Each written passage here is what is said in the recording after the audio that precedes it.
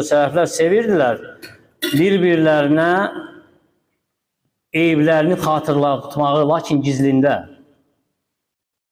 Mis'ar İbn Kidam rahimehullah deyir ki, Allah rəhm etsin o kəsə ki, gizlində məni ilə özü arasında mənim eyiblərimi mənə hədiyyə edər.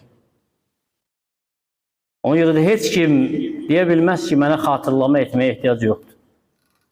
Mənə nəsihətə ehtiyac yoxdur. Əksinə, ola bilər insan xeyirdə öndə gedənlər olsun, gedənlərdən olsun və xeyirdə tanımış insanlardan olsun.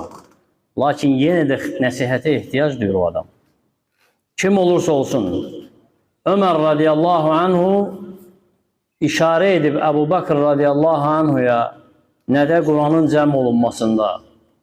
Baxmayaraq Əbu Bakr radiyallahu anhu xəlifə idi. Nəsihət edir ki, Quranı cəm etsin və onun nəsihəti ilə cəm olub bu Quran.